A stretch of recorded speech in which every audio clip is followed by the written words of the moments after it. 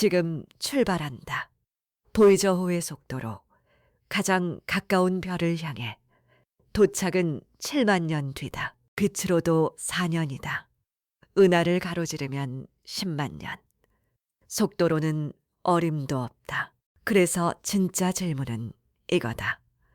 거리를 건너뛰어 한 걸음에 저 별로 갈 수는 없을까? 그런데 만약 그 아득한 거리를 통째로 접어버릴 수 있다면 어떨까? 종이 위 두 점을 잇는 가장 빠른 길은 직선이 아니다.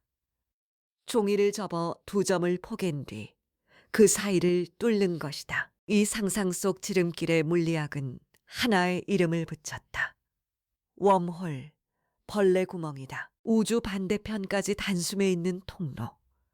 오늘 우리는 그것이 정말 실제할 수 있는지를 따라간다. 이야기의 출발점은 1915년 아인슈타인이 완성한 일반 상대성 이론이다. 그는 중력을 힘이 아니라 질량이 만들어내는 시공간의 휘어짐으로 다시 정의했다. 무거운 별은 그 주위의 시공간을 우묵하게 눌러 지나가는 빛마저 휘게 만든다. 시공간이 그렇게 휘어질 수 있다면 그것을 접거나 이을 수도 있지 않을까. 1935년 아인슈타인은 동료 네이선 로젠과 함께 자신의 방정식 속에서 기묘한 다리를 발견한다. 서로 다른 두 시공간 영역을 하나의 목구멍처럼 잇는 통로. 훗날 아인슈타인 로젠 다리로 불렸다. 그것은 블랙홀의 방정식을 끝까지 밀어붙였을 때 수학이 스스로 그려낸 형상이었다. 1957년 물리학자 존 휠러는 이 통로에 지금 우리가 쓰는 이름을 붙인다. 웜홀, 사과를 파먹는 벌레가 겉을 빙 도는 대신 속을 관통하듯 시공간을 가로지른다는 뜻이었다. 하지만 곧 첫 번째 냉정한 사실이 기다리고 있었다. 이 다리는 열리자마자 스스로 무너진다.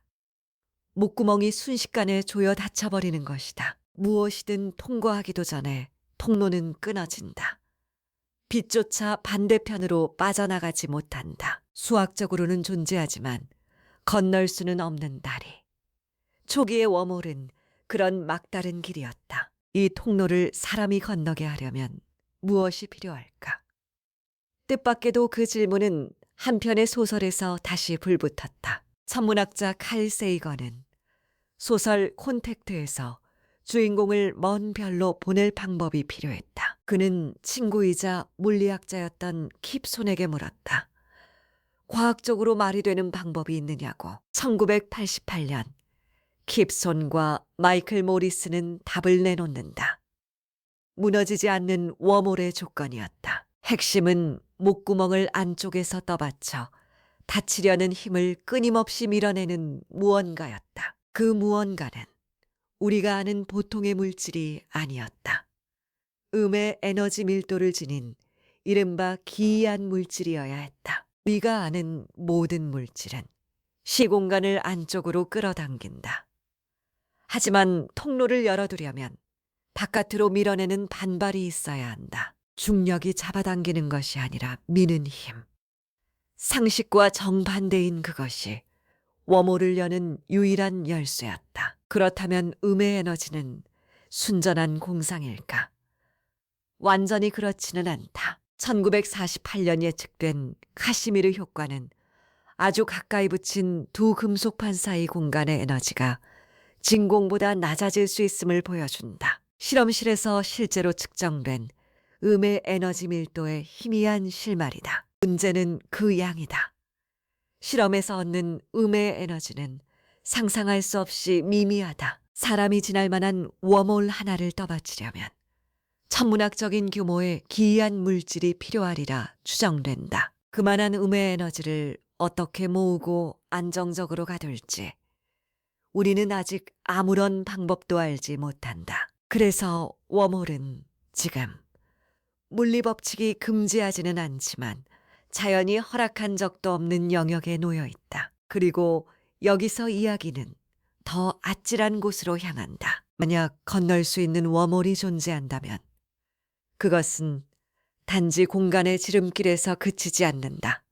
웜홀의 한쪽 입구를 빠른 속도로 움직이면 상대성 이론에 따라 두 입구의 시간이 서로 어긋나기 시작한다. 그 어긋남이 쌓이면 통로는 공간뿐 아니라 시간을 잇는 문이 될 수 있다. 이론적으로는 웜홀이 과거로 통하는 타임머신이 될 수 있다는 뜻이다. 하지만 과거로 갈 수 있다면 스스로의 탄생을 막아버리는 모순이 생긴다. 자연은 정말 이런 역사를 허용할까?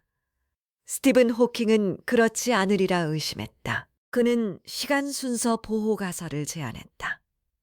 우주가 어떤 식으로든 타임머신의 형성을 막을 것이라는 추측이다. 다만 이것은 증명된 법칙이 아니라 여전히 열려있는 물음이다. 그렇다면 저 우주 어딘가에 자연이 스스로 만든 웜홀이 이미 있을 수는 없을까? 멀리서 보면 웜홀의 입구는 블랙홀과 놀랍도록 닮았을 것이라고 물리학자들은 말한다. 빛을 휘게 하는 방식이나 주변 물질이 도는 모습에서 미세한 차이가 있으리라는 계산도 있다. 하지만 지금까지 어떤 관측에서도 웜홀이라 단정할 신호는 발견되지 않았다. 우리가 사진으로 담아낸 것은 블랙홀의 그림자였을 뿐 반대편으로 뚫린 통로는 아니었다. 한편 최근의 이론 물리학은 웜홀을 전혀 다른 각도에서 다시 바라본다. 2013년 물리학자들은 멀리 떨어진 두 입자의 양자 얽힘이